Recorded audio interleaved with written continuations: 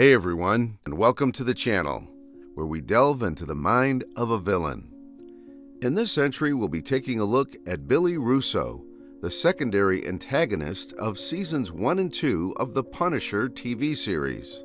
A tragic tale of abandonment, abuse, and betrayal, Russo was a villain whose fear of rejection led to his cardinal sin of greed. The desire for wealth led him to betray the closest thing he had to a family, proving once again that the love of money is a root of all evil. But that's not the only saying that Russo exemplifies. Looks can be deceiving, as we see in his case as well. Nicknamed Billy the Beaut, Russo is a charming and amiable person, one whose evil side remains hidden for a time, that is, until the ugliness of his soul is made manifest on his face. As suggested by Dr. Dumont, Russo chases power because he fears that he is worthless and unlovable. Much of this can be attributed to his childhood, which gives him a sympathetic edge. From what is revealed about him, he was born into an underprivileged working-class family, with young Russo spending his childhood in envy of the middle-class kids. While they played Little League with their baseball and fancy gloves, Russo could only play stickball in the streets.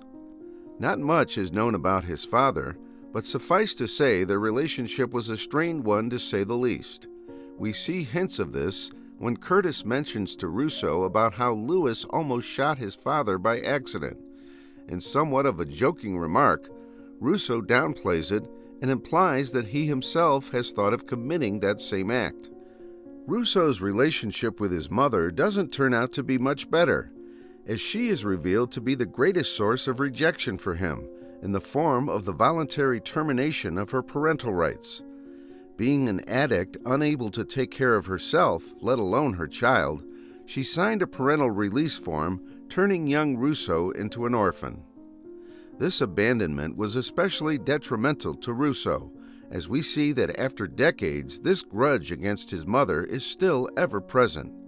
She is effectively now his prisoner, bound by the confines of a nursing home as he visits her only to torment her over her choice to abandon him. In his own words to his mother, "I would have given you anything you ever wanted if you had just wanted me." Tragically, Russo's time as an orphan led to more traumatic memories. After being sent to the Ray of Hope group home, he became a victim of a predatory relationship, which left him with both emotional and physical scars. The unfortunate circumstances of Russo's formative years, the poverty and the abuse, led to the defining traits of his adulthood, a fear of rejection and the resulting pursuit of wealth to compensate for the empty void within. We see this materialistic side of Russo in Frank's description of him, when he mentions that with him it was always about the clothes and the cars and the women. In response, Russo replies that they represent how far he's come. When he visits Rollins in his luxurious country house, Russo makes the remark that he could see himself in a place like this one day. On the emotional side, Russo is still looking for affection as anyone would, but perhaps his self-image of rejection has hindered this pursuit, leading to a series of shallow and promiscuous relationships. We see this in his time on deployment, when Frank advises him to go for quality over quantity and pick a winner to settle down with. But despite his affinity for casually sleeping around, Russo is still looking to fill the emotional void. In his relationship with Madani, we can detect subtle hints of this emotional neediness. After spending the night together, Russo tells her the next morning that she can't blame the alcohol this time, implying that he wants her to accept the fact that she's attracted to him. Later on, he makes this desire even more explicit when he tells her, "You would have to admit that maybe you like me." But with that said, being materialistic or promiscuous may be seen as character flaws, but they don't qualify him as a villain. The point of moral dissent would come during his time as a lieutenant in the United States Marine Corps, where coincidentally, he would meet a friend that would become closer than a brother, the man known as Frank Castle. Russo's time in the Marines highlights another recurring trait of his, namely his skill as a leader. Along with Castle, Russo is a team leader in his unit, and this trend of leadership continues post-service, with Russo building himself from the ground up not just once with his private defense company, but a second time with his criminal empire as well. And while on the subject of interpersonal skills, Russo is skilled at the art of deception, being both an effective liar and an adept lie detector himself. This reputation is so reinforced that after his memory loss upon waking from his coma, Madani remains convinced that he's still putting on an act. As for his lie detector skills, Russo has shown that he is quick to catch any conversational deflection or flinching that would suggest the other party's mistruth. When he starts to get wind that Frank may still be alive, he approaches Curtis and brings up Frank's name abruptly and casually, and through a careful, hard stare, he gathers nonverbal tics which confirm that his best friend is still alive. Thus far, we've seen that Russo's background of rejection and abuse has predisposed him to the vice of greed and materialism. But the next piece of the jigsaw puzzle of his evil is the self-justification of his crimes, one which he develops in this tour in Afghanistan. While on tour on foreign soil, Russo would fall under the influence of William Rawlins, a man whose evil has no rival in the series. Serving in the military gave Russo not only his combat skills, but a desensitization to violence and the ability to make morally gray choices. It's likely that in the line of duty and the environment that he's in, and in the pressure of having to make split-second decisions, Russo would have done things that were already morally questionable to begin with. Not exactly evil choices, as sometimes, given the situation in war, those decisions could truly be the only viable choice. Perhaps some of Russo's quotes would help illustrate this mindset. In his introductory conversation with Madani, he says, "Soldiers can't question legality or morality in the moment. That's a way to get yourself killed." Later on, he goes on to say, "Stay in any war long enough and it'll get dirty, unless you've got something good to hold on to." Russo, unfortunately, did not have anything good to hold on to. As he tells Frank at the carnival in their shootout, he never had anybody. So it's in the ugliness of war that Russo develops a penchant for operating in the morally gray zone. The methods used may be less than honorable, but as long as his side emerges victorious, anything can be overlooked. We find this sentiment being expressed when he tries to absolve himself of his guilt, telling Madani at the stairwell that it was war, and the only crime in a war is to lose. In light of his background of parental rejection, which gave rise to his greed, now combined with his ends justify the means approach, and we have a man who is ripe for seduction by the promise of easy wealth, and sells away his soul for profit. He joins Rawlins in his web of corruption and murder, engaging in the nefarious acts of extortion, torture, and smuggling. It's without a doubt that Russo is aware that these actions are unethical, but in his mind, he justifies himself with a might as well mentality, telling Frank his reasoning that since all this evil is going to happen anyway, he might as well profit from it. These criminal activities start off a series of chain events which culminate in the untimely demise of Frank Castle's family by the cartel. Russo wasn't directly involved, but he knew about it and chose not to warn them. And by keeping hush over the matter, Russo was giving his silent consent to their death warrants.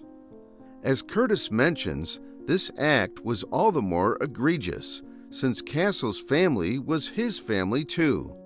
In a state of confession, Russo looks Frank in the eye and tells him that he clearly did not want his death or the death of his family. That statement is likely to be true, as Russo genuinely does see them as the closest thing he has to family. But herein lies his conflict. He is already neck-deep with Rawlins in his corruption, and Frank was a threat to them due to his potential as a witness. If he were to object to the murder of Frank and his family, Rawlins wouldn't hesitate to cut Russo loose as well, which would result in either the loss of his own life and the financial gain he was promised. The only viable option would be to warn Frank beforehand, but perhaps Russo felt it was not worth it for him, since Frank's very existence could jeopardize his meal ticket. Russo's greed and his friendship to Frank were in opposition, and sadly he chose to draw the line concerning the boundaries of his loyalty. He loves the Castle family, but not at the expense of his success and his wealth. In one of his conversations with Rollins, he tells him straight up that there's no one on this green earth that I'm worried about going against. Perhaps this all ties back to Russo's childhood, where his history of rejection has caused him to hold relationships with a loose hand and to see everyone else as expendable. It comes down to him and Frank, and while Russo is somewhat remorseful, he would do it again.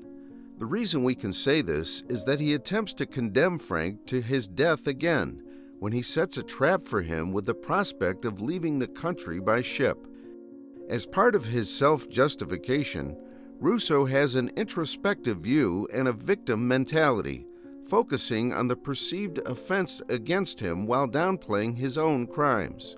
When he confronts Curtis at his home, he gripes about how hurtful it is that his best friend Frank was trying to kill him while Curtis has been lying to him all along about Frank's existence. Surely it would behoove Russo to realize that all of this is his fault to begin with, that any perceived offense he feels have their origin in his own actions.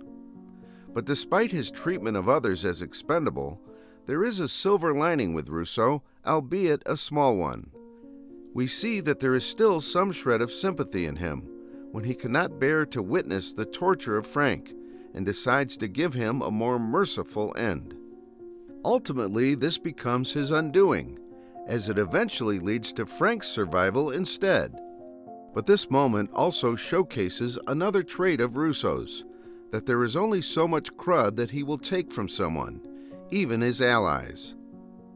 In particular, verbal disparaging insults are more likely to set him off, given his already fragile self-image.